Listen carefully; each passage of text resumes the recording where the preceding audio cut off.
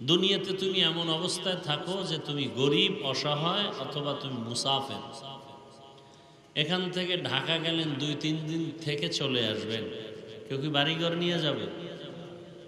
সামান্য কিছু কাপড় নিয়ে যাবে।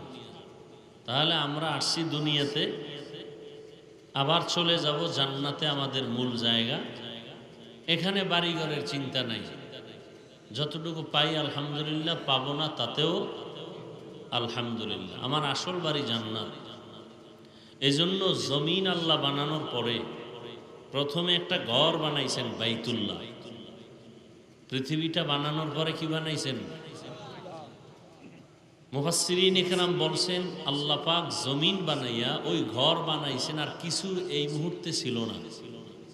আর সে ঘরটা হেদায়াতের ঘর, ইবাদতের ঘর, না বসবাসের ঘর? হেদায়াতের ঘর। এই জন্য বাইতুল্লাহর দিকে তাকাইলেই সওয়াব, তাকাইলেই সওয়াব। যতক্ষণ তাকায় থাকবে ততক্ষণ সওয়াব। কিছু পড়বে না, এমনি তাকায় থাকবে, অনবরত শুধু সওয়াব আর সওয়াব। হেদায়েতের ঘর।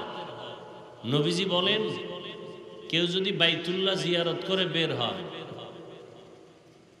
তাহলে সে কেমন বের হলো? রাজাআ কা ইয়াউমিন ওয়ালাদাতহু উম্মুহু।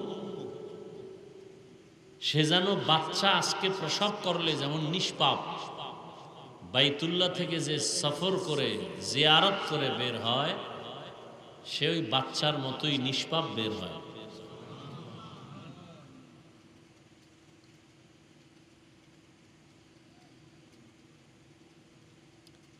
এত দামি একটা ঘর পৃথিবী বানাইয়েই আল্লাহ ঘরটা বানাইলেন। কিসের ঘর? গেছে 1 মিনিট হইল না, ভুলে গেছে। কিসের ঘর?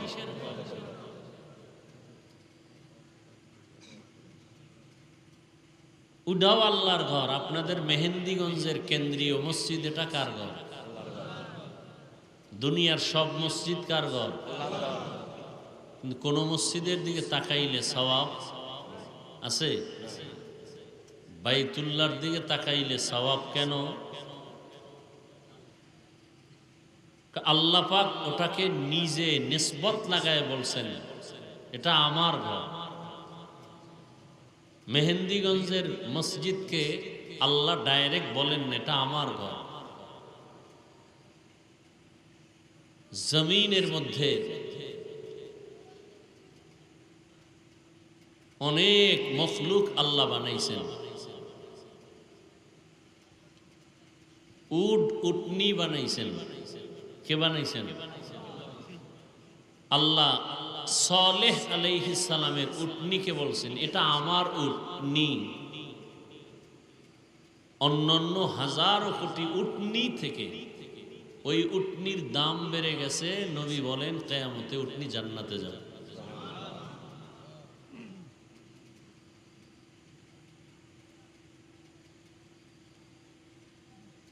আল্লাহ তো বাইতুল্লাহ হেদায়াতের ঘর বানাইলেন, ইবাদতের ঘর বানাইলেন। অথচ ওই বাইতুল্লাহ বানানোর পরে জমিন আবাদ করার জন্য প্রথমে পাঠাইলেন জিন। আল্লামা ইবনে কাসির রহমতুল্লাহ আলাইহি বলছেন, না, জিনের আগেও প্রাণী ছিল, আলহিন, আলবিন। এরপরে আসছে ফেরেশতা। তাহলে জিনের জন্য তো আল্লাহ ঘর বানান নাই, ফেরেশতার জন্য ঘর বানান নাই। ফেরেশতাদের কাবা আছে 7 আসমানের উপরে, বাইতুল মামুর, নূরের ঘর। তাহলে এটা বানাইছেন মানুষের জন্য। তো মানুষ দুনিয়াতে আসবে, আগে ইবাদতের ঘর বানাইছেন, আসার পরেই তো মানুষ ইবাদত করে না।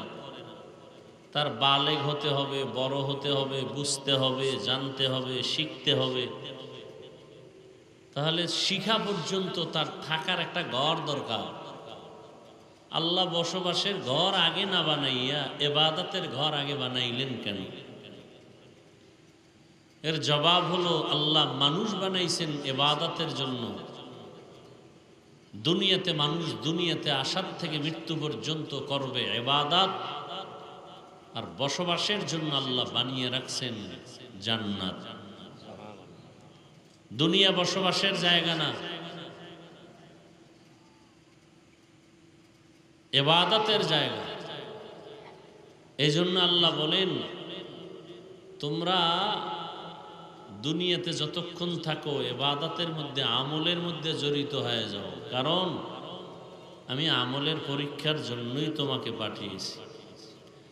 আল্লাযী খালাকাল মাউতা ওয়াল হায়াতা লিয়াবলুয়াকুম আইয়ুকুম আহসানু আমালা ওয়া হুয়াল আজিজুল গফুর।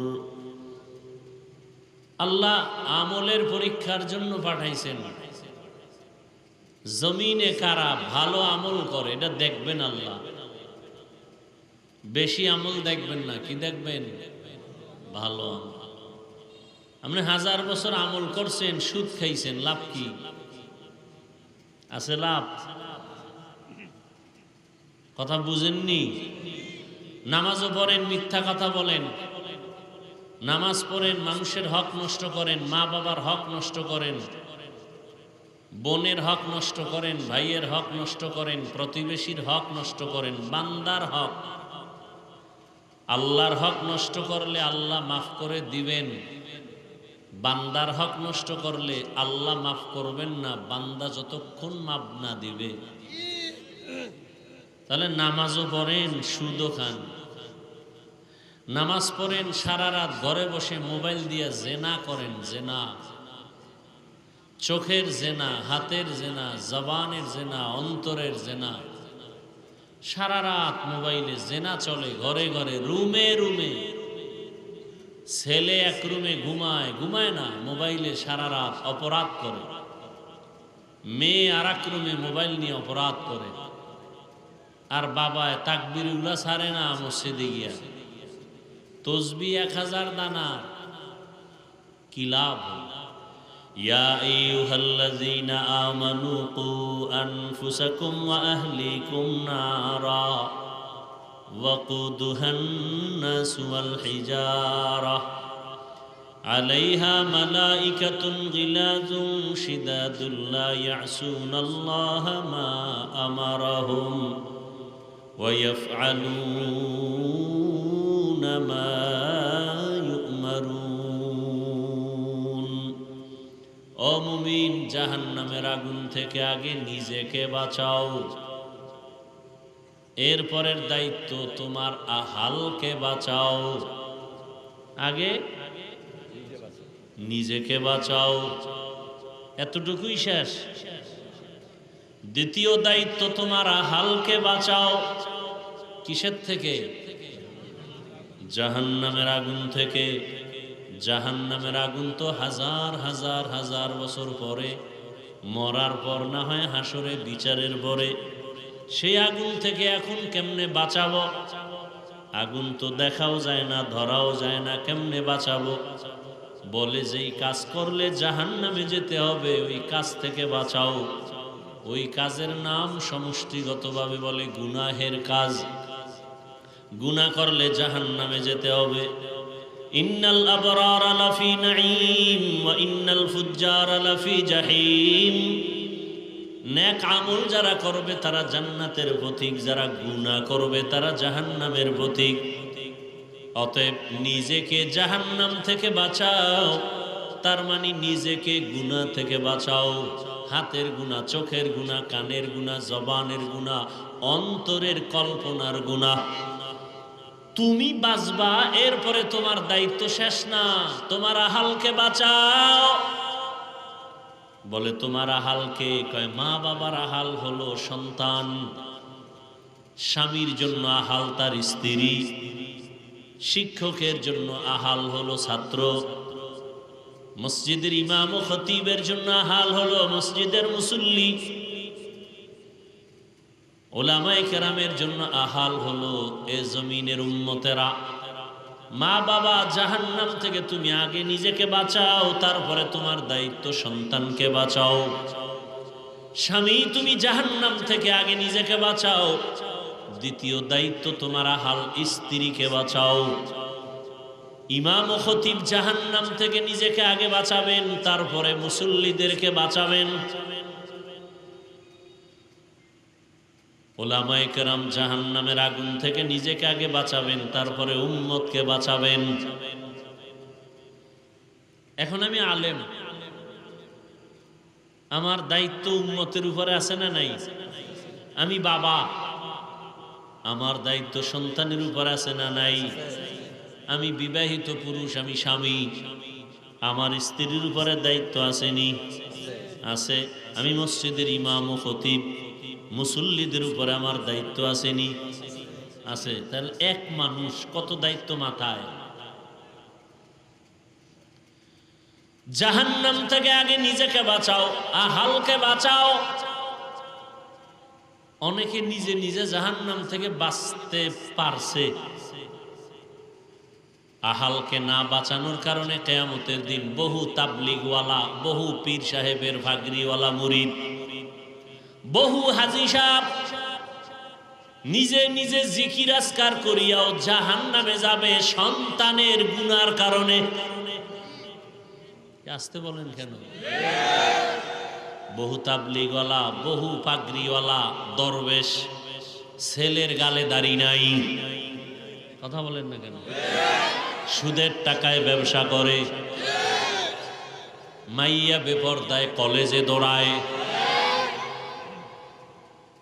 এত সোজা জান্নাত পাওয়া, এত সোজা কোন সরে কইছে? জান্নাত পাওয়া যদি সহজ হইতো তো জান্নাতের টিকিট হাতে পাইয়া আবু বকর সারা জীবন কাঁদলেন কেন? জান্নাত পাওয়া যদি সহজ হইতো, জান্নাতের টিকিট হাতে পাইয়া ওমরে ফারুক সারা জীবন কান্না করলেন কেন? উসমান কান্না করলেন কেন? হযরত আলী কান্না করলেন কেন? যে নবীর কোনো গুনাহ নাই সেই নবীও আল্লাহর আদালতের ভয়ে কান্না করে। তাদের কত সুন্দর নামাজ, কত সুন্দর তেলাওয়াত, কত সুন্দর রোজা, কত সুন্দর তাদের আখলাক তাকওয়া, কত সুন্দর তাদের আল্লাহর ভয়। এরপরেও তারা আল্লাহর দরবারে কান্না করেছেন জীবন ভর। আর আপনার আমার নামাজ তো নাই, রোজা নাই, তেলাওয়াত নাই, তাকওয়া নাই, টুকটাক যে নামাজ পড়ি সব ভণ্ডামি। কি এই যে নামাজ পড়ে মিথ্যা বলে, নামাজ পড়ে কাস্টমারের সাথে ধোকাবাজি করে, নামাজ পড়িয়া মানুষের জমিন ঠকায় খায়, এ নামাজি না ভণ্ড? এই নামাজির উপায় কি? হ্যাঁ, আল্লাহ বলে দিছে, আপনার বলা লাগবে না। আল্লাহ বলছেন, আরাআইতাল্লাযী ইউকাযযিবু বিদ্দীন ফাযালিকাল্লাযী ইয়াদউল ইয়াতীম ওয়া লা ইয়াহুদ্দু আলা তাআমিল মিসকিন। এরপরে কি? ফাওয়াইলুল লিল মুসাল্লিন, নামাজি মুসল্লির জন্য ওয়াইল নামক জাহান্নাম। ওয়াইল জাহান্নামের স্তরের মধ্যে মারাত্মক ভয়ঙ্কর এক স্তর ওয়াইল। নামাজি মুসল্লির জন্য ওয়াইল নামক জাহান্নাম। তাহলে কি নামাজ পড়েন? এমন নামাজ কি আপনি আমি পড়ি যে আল্লাহ বলছেন ফাওয়াইলুল লিল মুসাল্লিন, ওই মুসল্লি নামাজি যার জন্য আমি আল্লাহ ওয়াইল নামক জাহান্নাম বানায় রাখছি। দেখেন তো, নামাজ পড়াও কত প্যারা, আর যেটি নামাজ পড়ে না এটির উপায় কি? রহমতের নবী বলেন, বাইনাল আবদি ওয়া বাইনাল কুফরি তারকুস সালাহ। বেঈমান আর মুমিনের মধ্যে ব্যবধান হলো নামাজ। বেঈমানেরা নামাজ পড়ে না, মুমিনেরা নামাজ ছাড়ে না। বেঈমানের পরিচয় কি? নামাজ। মুমিনের পরিচয় কি? নামাজ। এবার যারা নামাজ পড়ে না, মাওলার সাথে হিসাব মিলাও। হাসিবু ক্বাবলা আন তুহাসাবু, ওমরে ফারুক রাদিয়াল্লাহু আনহু বলেন, হাসিবু ক্বাবলা আন তুহাসাবু, আসল হিসাবের আগে নিজের হিসাব মিলাও। ওই দিন কিন্তু নিজে মিলাইতে পারবা না, টাইম পাইবা না। আল্লাহ বলবেন ধর, হিসাব মিলাবার আর কোনো টাইম হবে না। কেমন ভয়ঙ্কর হবে সেদিন। নবীদের কোনো গুনাহ নাই, তারাও কান্না শুরু করবেন। আদম নবী কাঁদবেন, মূসা নবী কান্না করবেন, ঈসা নবী কাঁদবেন। সব মানুষগুলো নারী পুরুষ উলঙ্গ দাঁড়াবে। সূর্যের গরম, মানুষের মাথার মগজগুলো ভাতের মারের মতো ফুটতে থাকবে। জাহান্নামের আওয়াজ, হাসরের ময়দানটা থরথর করে কেঁপে উঠবে। ওদিকে আমার আল্লাহ রাগ করে বলবেন, লিমানিল মুলকুল ইয়াউম লিল্লাহিল ওয়াহিদিল কাহ্হার। দুনিয়া দুনিয়া দুনিয়া দুনিয়া করিয়া যারা আখিরাতকে লাথি মেরে পেছনে ফালায় দিছো, বলো কি পাইছো? বলো টাকা, বাড়ি, গাড়ি। এর ভ্যালু কি? কত টাকাওয়ালা টাকা ব্যাংকে রাখছে, 14 গোষ্ঠী কেউ খাইতে পারে নাই, মরে গেছে। এই টাকার কোনো আছে লাভ? 10 তলা বিল্ডিং করে বাহাদুরি করে লাভ কি? বিল্ডিং থুইয়া জঙ্গলে যদি পালাইতে হয়, আছে কোনো লাভ? এই দুনিয়ার পিছনে ঘুরেন না। যেই দুনিয়ার পিছনে ঘুরতে গিয়া বাবার হাতে সন্তান জবাই, সন্তানের হাতে বাবার গলায় ছুরি, মাকে সন্তান জবাই করে, সন্তান মাকে জবাই করে কেন? কয় টাকা দাও না কেন? চোখের সামনে সোনার বাংলায় ঘটনা চলছে। স্ত্রী স্বামীকে জবাই করে, স্বামী স্ত্রীকে জবাই করে কেন? বলে দুনিয়া চাই, তুই মরলে সব আমি বামু। কে? তুই মরলে আমি পাব। কিন্তু শেষ পর্যন্ত সেও কি পায়? কুত্তার মতো অবস্থা হয়েছে। একটা মরা জন্তু পাইছে, কুকুর খাওয়ার জন্য পাগল। ডান দিক দিয়ে কুকুর আসে, এই দিক দিয়ে কুকুর আসতেছে, ওটাকে দৌড়ানি দেয়, ওটাকে দৌড় দিয়া তারায় দিয়া এদিক দিয়ে আর একটায় খেয়ে যায়। কি? এজন্য হযরত আলী রাদিয়াল্লাহু তাআলা আনহু বলেন, আদ-দুনিয়া জিফাতু ওয়া তুল্লাবুহা কিলাব। দুনিয়া হলো একটা মরা জন্তুর মতো, এর পেছনে যারা দৌড়ায়, আলী বলেন এরা কুত্তা।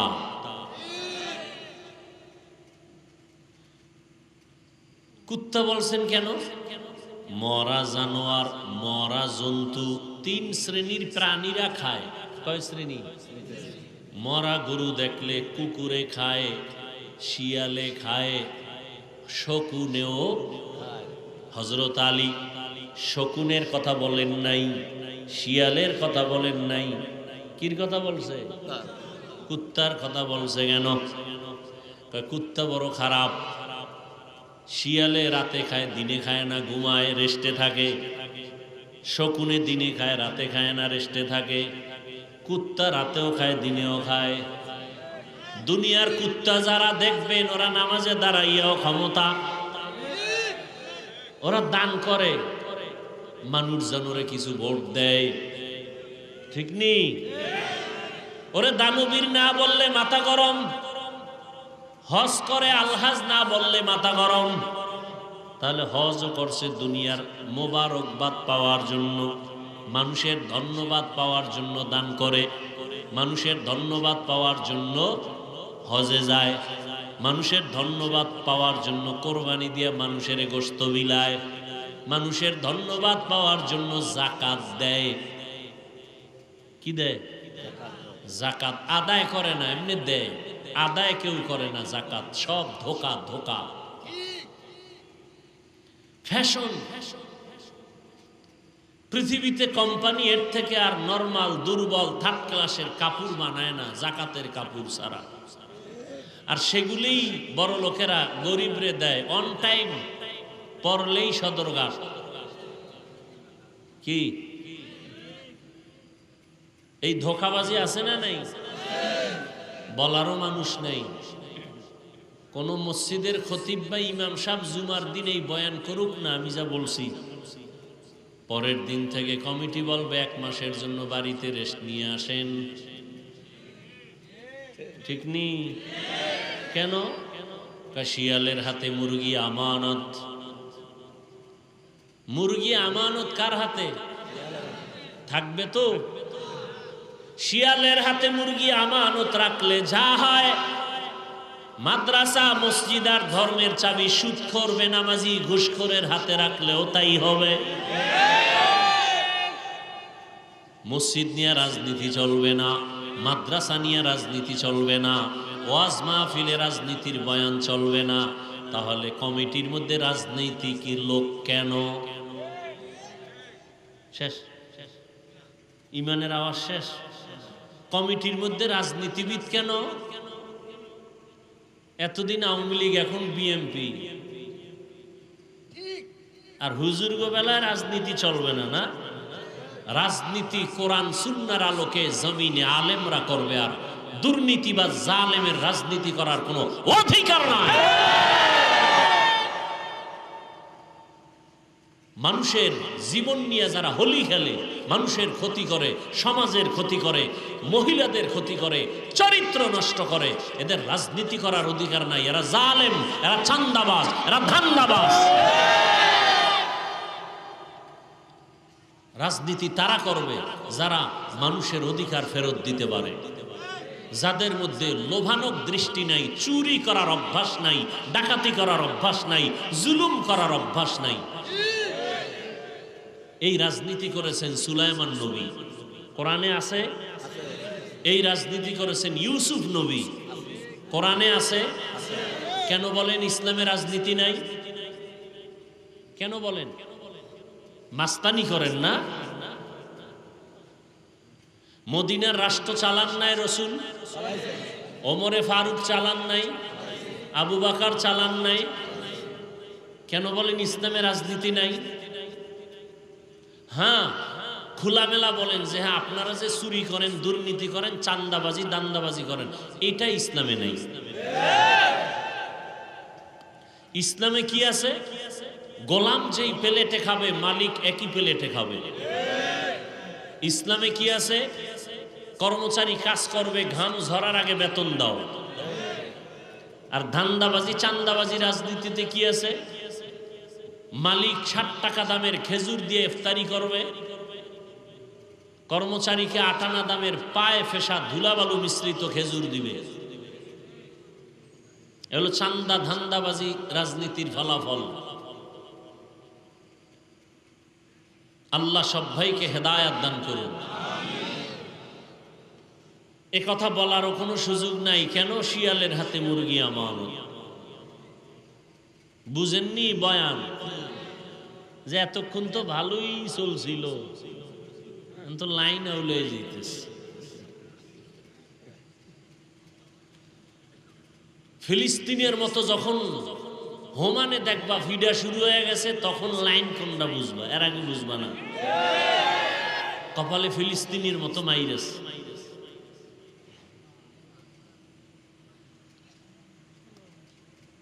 বেঈমানের গালি দিয়ে লাভ কি? ঘরে ঘরে কি অপরাধগুলো চলতেছে। হাজী সাহেবের ছেলে, পীর সাহেবের মুরিদের ছেলে, তাবলিগলার ছেলে, বিয়া শাদির মধ্যে গায়ে হলুদের অনুষ্ঠান চলে, ডেক সেট বাজায়, গানের আওয়াজে বাড়ি এলাকা গরম বানায় ফেলায়। কার বিয়া? কয় হাজী সাহেবের মাইয়ার বিয়া। টাটকা হাজি, ভিআইপি প্যাকেজের হাজি, গায়ে হলুদ চলতেছে। তাবলিগলার পীর সাহেবের মুরিদ মাইয়া ফোলার বিয়া, যৌতুক চলতেছে, গায়ে হলুদ চলতেছে, গান বাজনা চলতেছে। এরপরে কি জানি কমিউনিটি সেন্টারে খানার আয়োজন, নারী পুরুষ সমান অধিকার চলছে সেখানে। বৈষম্য বিরোধী আন্দোলন করছি না, তাহলে আর বৈষম্য করব কেন? সব নারী পুরুষ এক জায়গায় থাকবে, আমার আহলে হাদিস ভাইরা তো এই জন্যই আগের থেকে বৈষম্য এক জায়গায় করার জন্য বলছে, পুরুষ মসজিদে নামাজ পড়বে, নারীরাও মসজিদে নামাজ পড়বে। পুরুষ যেমন পাও ছড়ায় খারাপে নামাজে, মহিলারাও খারাপে, বৈষম্য থাকা যাবে না। কিছুদিন পরে কইব যে মহিলারা বাচ্চা নেয়, পুরুষেরও নিতে হবে, নাইলে পেট ফাইরা ঢুকাও। বৈষম্য করা যাবে না। গজবে ধরছে এই জাতির কপাল, গজবে ধরছে, পচন ধরেছে, পচন। বৈষম্য। আল্লাহ হেদায়াত দান করুন। কোরআন শরীফে আল্লাহ বলছেন, মা তাশতাহি আনফুসুকুম, জান্নাতে গিয়া যা চাইবে তাইবে। কোরআনের আয়াত না? এক চোরায় খারায় কয় ওখানে আকিস বিড়ি ভাঙুনি। যারে প্রশ্ন করছে ঢেড়া মার্কা হুজুর, জবরদস্ত ওলিয়ে কামেল শাহ আতাউল্লাহ বুখারী রহমতুল্লাহ আলাইহি, তাকে প্রশ্ন করছেন, জান্নাতে যা চাবো তাই পাবো, বিড়ি ভাঙুনি? হুজুর জবাব দিলেন, হ্যাঁ বিড়ি পাবা, তবে বিড়ির মধ্যে আগুন লাগবে নিকা? লাগবে। আগুন নিতে জাহান্নামে যেতে হবে। কেন এই বিড়ি লাগবে না? তাহলে জান্নাতে যা চাইবে তাই পাইবে, তার ব্যাখ্যা কি? সরকার বলল গোটা দেশের মানুষকে আমার কাছে যা চাইবা তাই পাইবা। আপনাদের এলাকার কেউ যদি বলে আমাকে স্বরাষ্ট্রমন্ত্রী বানাও, হবে? আপনার যতটুকু বাউন্ডারি আছে, সীমাবদ্ধতা আছে, ওই সীমাবদ্ধতার মধ্যে থেকে যা চাইবেন তাই পাইবেন।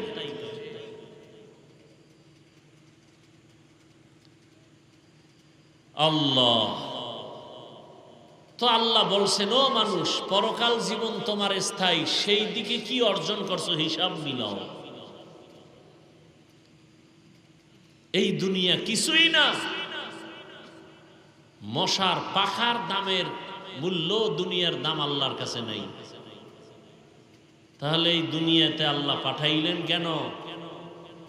কয় সামান্য জরুরত সেইরা চলে আসবা, দুনিয়ায় তোমাকে থাকার জন্য পাঠাই নাই। এই জন্য পয়গম্বরের এক সাহাবী আবু যর গফারি রাদিয়াল্লাহু আনহু জীবনে ঘর সংসার করেন নাই।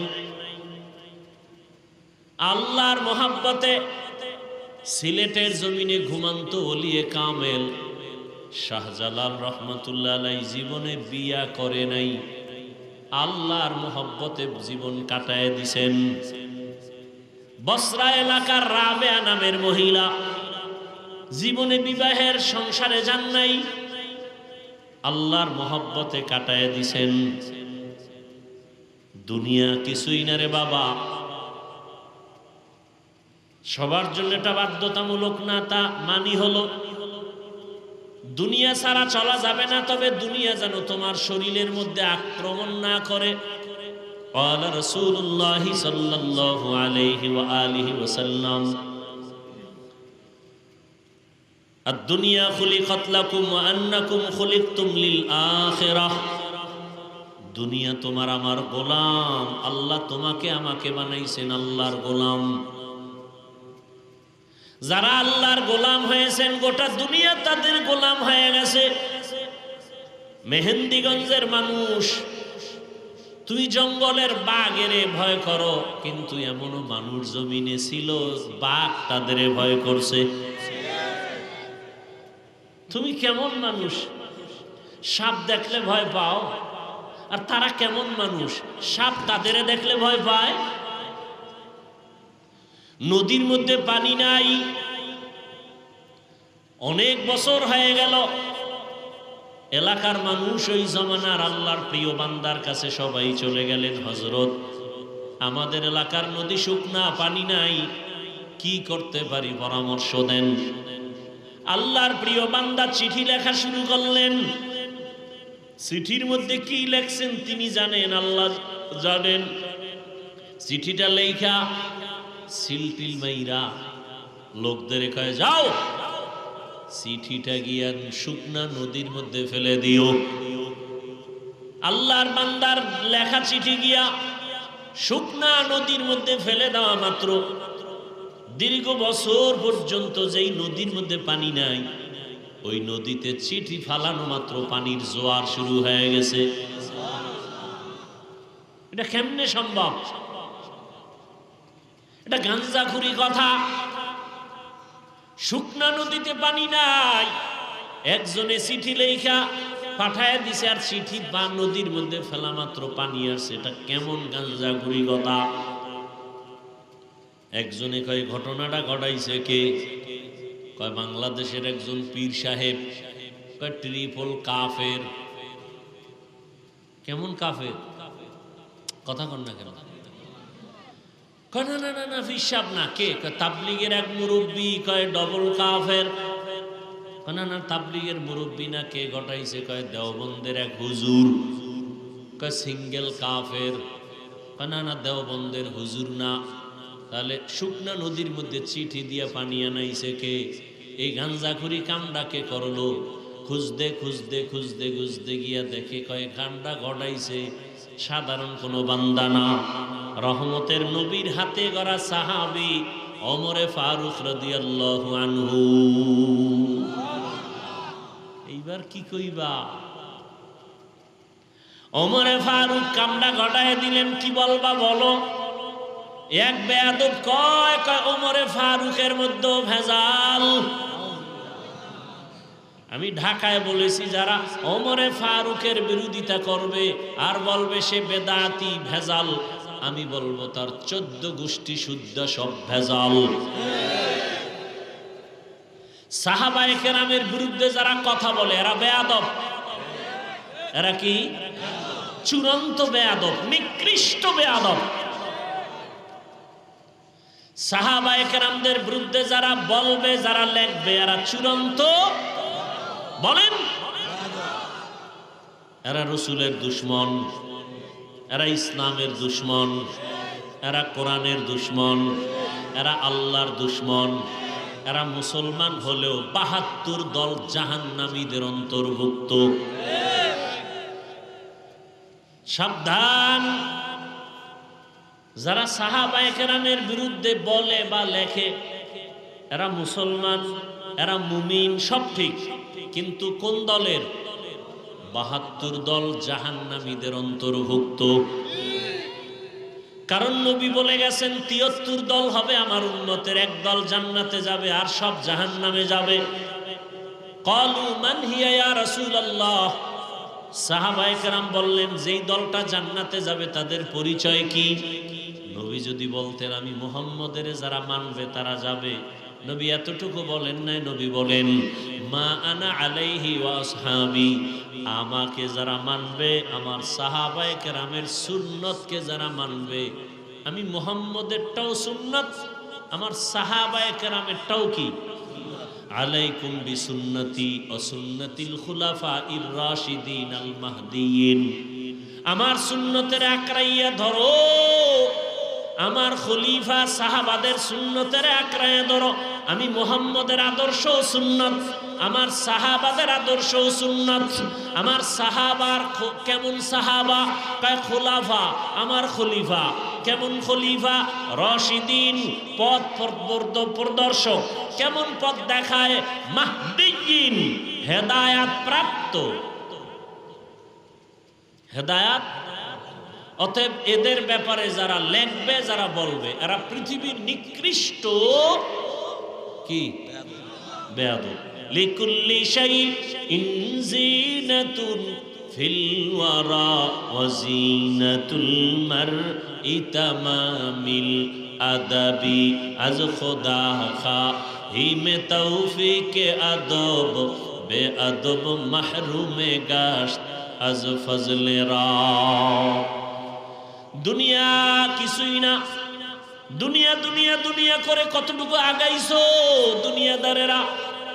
আর আমরা যারা আখেরাত আখেরাত করে দাঁড়িয়ে রাখলাম, টুপি পরি, নামাজ পড়ি, পর্দা করি, হালাল খাই, বলো আমরা কত পেছনে আছি? বরং বর্তমান দুনিয়াতে যারা রসুলের আদর্শ নিয়ে চলে এদের মতো সম্মানে শান্তিতে আর দ্বিতীয় কেউ নাই। এটাকেই বলে মুকুটহীন সম্রাট। মুকুটহীন সম্রাট। দুনিয়ার ক্ষমতাওয়ালাদের চেয়ার আছে কাল থাকে না, আর আল্লাহ যাদের মাথায় মুকুট পরায় দিয়েছেন দ্বীনের রসুলের আদর্শের, এদের চেয়ারের মেয়াদ শেষ হবে কেমনে? এদের মেয়াদই নাই। টাকা দিয়ে যারা সম্মান কিনে চেয়ারে বসে, এরা প্রথমে ফুলের মালা পায়, ফাইনালে জুতার মালা। আর আমার আল্লাহ যাদের সম্মান দেন, এরা দুনিয়ায় বাদশাহ, পরকালেও বাদশাহ। দুনিয়া কিছুই না রে বাবা। মহামারী করোনায় কত কত টাকাওয়ালা ক্ষমতাওয়ালারা মাথা কাইত হয়ে গেছে, কিন্তু যাদের কাছে রসুলের আদর্শ কোরআন আছে তখনও তারা শান্তিতে ছিলেন, এখন ওইভাবেই আছেন, কোনো টেনশন নাই। এই সম্মান কে দিছেন? ও আমার যুবক বাবারা, আমি যা বুঝাইতে চাই ভাই বোনা, যে আমি বলতেছি তুমি এখন স্কুল কলেজ বাদ দিয়ে মাদ্রাসায় যাও, হুজুর হও, পীরের কাছে যাও, তাবলিগে যাও, একবারও বলি নাই। বরং আমি বলবো এই দিকে যাবা না। স্কুল ছাড়বা না, কলেজ ছাড়বা না, লেখাপড়া করো, ওই লাইনে করে ডাক্তার হও, ইঞ্জিনিয়ার হও, প্রফেসর হও, ওসি ডিসি এসপি হও। হুজুর হওয়ার কোনো দরকার নাই, কারণ আমগো দেশে হুজুর অনেক বেশি। আমার দেশে এখন অভাব, আদর্শবান ডাক্তার নাই, আদর্শবান ইঞ্জিনিয়ার নাই, আদর্শবান এসপি নাই, ডিসি নাই, আদর্শবান এমপি নাই, চেয়ারম্যান নাই। আজকে আমার দেশের ওসি ডিসি এসপি যদি আদর্শবান নামাজি হতো, চেয়ারম্যান মেম্বার এমপি যদি আদর্শবান নামাজি হতো, এই দেশটা বেহেশতের বাগান হয়ে যেত। অতএব তুমি ডাক্তার হও, ইঞ্জিনিয়ার হও, প্রফেসর হও, ওসি হও, ডিসি হও, তবে ছোট একটা দাবি, বেয়াদব হইবা না। খবরদার বেয়াদব হইবা না। বেয়াদব না হওয়ার মানে কি? এক নম্বরে মা বাবার সাথে বেয়াদবি করবা না, মরার আগে পঙ্গু হয়ে যাবা। দ্বিতীয়, শিক্ষকের সাথে বেয়াদবি করবা না। তৃতীয়, উলামায়ে কেরাম মুরব্বীদের সাথে বেয়াদবি করবা না, কপাল পুড়ে যাবে। খবরদার, মা বাবার যদি বরদোয়া লেগে যায়, শিক্ষকের বরদোয়া যদি লেগে যায়, আলেমের অন্তরের কষ্টের নিঃশ্বাস যদি তোমার কপালে লাগে, মরার আগেই তুমি বিছানায় পড়ে যাইবা, অকাল মরণ হবে তোমার। জীবনে মাথা উঁচু করে দাঁড়াতে পারবা না। ও আমার যুবক বাবারা, দুনিয়া দুনিয়া যারা করছে কিছুই পায় না, খালি বাহাদুরি দেখাইছে, আমার আমার আমার আমার আমার, মরার আগে দেখে কিছুই নেই। দেখছেন নি কারবার, আমার বাড়ি, আমার টাকা, আমার আমার। এখন মরবে তো পরের কথা, জেন্দা থাকতেই দেখে এখন বউও নাই, মাইয়া ভোলাও নেই। মরার পরে তো কিছুই নেই। চোখে দেখাও দুনিয়ার পিছনে দৌড়ায়। আরে এই যুবক বেহায়া, যেই মাইয়ার পিছনে দৌড়াও, স্বার্থে আঘাত লাগলে মাইয়া কয় এটার আমি চিনি না। ও বেহায়া, ও বেলাজা, লজ্জা হবে কবে আবার তোমার? এমন মাইয়ার পিছে ঘুরো না। কয় না হুজুর, কোরআন লইছে, কসম খাইছে। কত নাম্বার কসম? কয় এটা কেমনে কমু? আমি কই তোর সিরিয়াল কত? কয় আমার এই 3 নাম্বার মাইয়া। আমি কই মাইয়ারও 3 নাম্বার তুই। হাসবেন না, কথাগুলো খেয়াল করেন। লজ্জা শরম নাই তো? পায়খানা খাইতে খাইতে এবার মানে এখন যে ওটা গন্ধ, ওটা আর নাই, যেখানে পায় হেইনি চাটা দেয়, জিব্বা বের করে দেয়। শেষ পর্যন্ত 1 মাইয়া, 2 মাইয়া, 3 মাইয়ার পরে সব শেষ, জেলখানার আসামি। চোখে দেখতেছে, এরপরে আকাম করতেছে।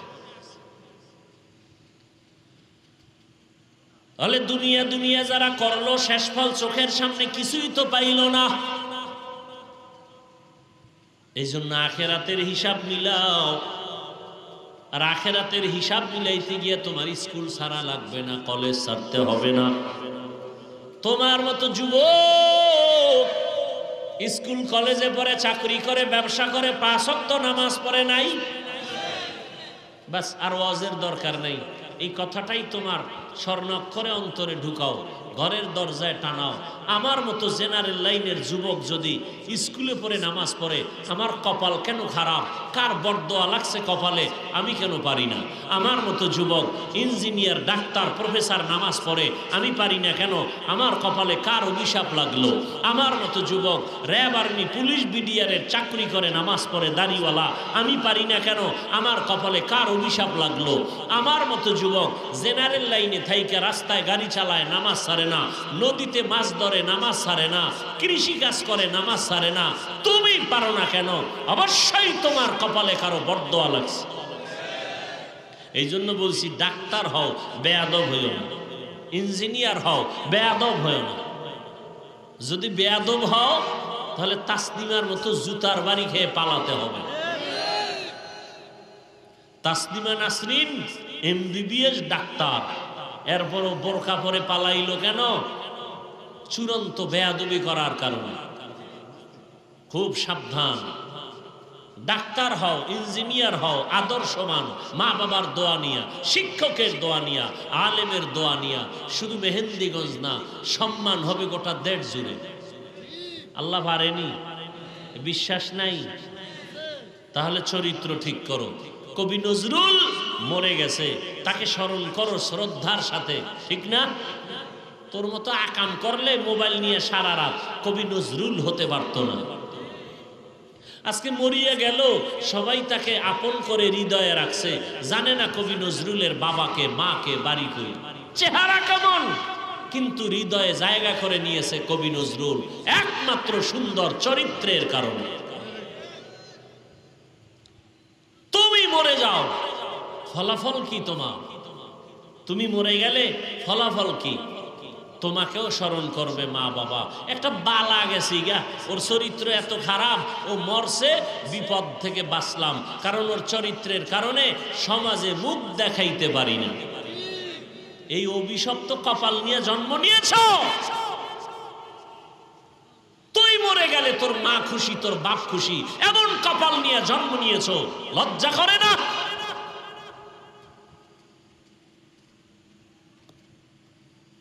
তুমি মরে গেলে শিক্ষক খুশি, তোমার চরিত্র এত খারাপ। তোমার চরিত্র কি এমন হবে না যে মরে গেলে মা কান্না করবে, বাবা কান্না করবে, শিক্ষক কান্না করবে, তোমার বন্ধু বান্ধবেরা কান্না করবে, ভালো একটা সন্তান হারাইলাম। এমন চরিত্র গঠন করো, মোবাইল ছেড়ে দাও। তোমার মতো যুবক এখনো আছে মোবাইলে, গুনাহ করে না, 5 বেলার নামাজ পড়ে, দাড়িওয়ালা, জেনারেল লাইনে থাকে, ব্যবসা করে, চাকরি করে। মনেরে বুঝায় তওবা করো, আর আল্লাহকে বলো, হে মালিক, মনের খাহেশ মিটাইয়া, শখ মিটাইয়া কত অন্যায় করেছি জীবনে। মা বাবায় বাধা দিয়েছে, মানি নাই। মনে চাইছে দাড়ি কাটবো, কেটে ফেলেছি। মনে চাইছে নামাজ পড়বো না, পড়ি নাই। মনে চাইছে পার্কে যাব, গেছি। মনে চাইছে সারা রাত মোবাইলে গুনাহ করব, করেছি। কেউ আমার বাধা দেয় নাই, দিলেও শুনি নাই। কিন্তু একদিন তো আমার মরণ হবে। মেহেন্দিগঞ্জের মানুষ, কতটা ভয় থাকা দরকার। তোমার এই মেহেন্দিগঞ্জের 3 ভাগের সব লয়ে গেছে নদীতে, ঘুমায় দেখবি নদীর মধ্যে হইয়া রইছ। হাসো,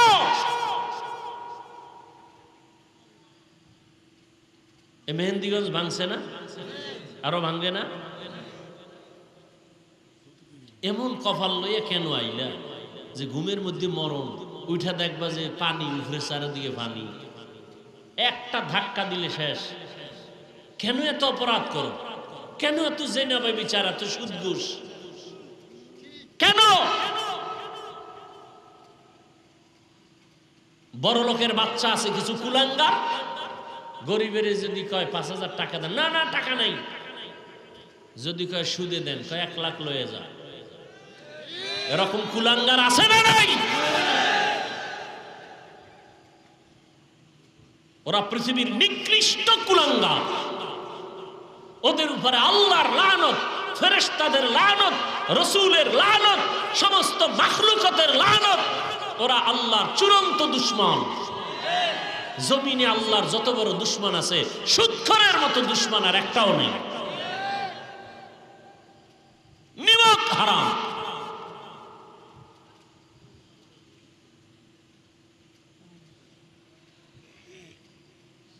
ওরা কুলাঙ্গা। 24টা ঘন্টার সেকেন্ডে সেকেন্ডে গর্ভধারিণী মায়ের সাথে জিনার গুনাহ, জিনার গুনাহ, জিনার গুনাহ। কত বড় কুলাঙ্গার! গর্ভধারিণী মায়ের সাথে জিনার গুনাহ। গরিবের টাকা দেয় না, 5,000 ধার চাইলে দেয় না, সুদে চাইলে লাখ লাখ টাকা দিয়ে দেয়। আল্লাহ হেদায়েত দান করুন। জানি না এদের কপালে হেদায়েত আছে কিনা, কারণ পৃথিবীর নিকৃষ্ট আল্লাহর যত দুশমন আছে, এর মধ্যে বড় দুশমন আল্লাহর, কঠিন আল্লাহ এদের উপরে রাগ। যারা সুদের সাথে জড়িত, এদের নামাজ হবে না, রোজা হবে না, দান করলে সওয়াব হবে না, হজ করলে কবুল হবে না, মোনাজাত দিলে কবুল হবে না। 24 ঘন্টা মায়ের সাথে জিনা করে, এর মোনাজাত কবুল হবে? এত সোজা। আল্লাহ হেদায়েত দান করুন।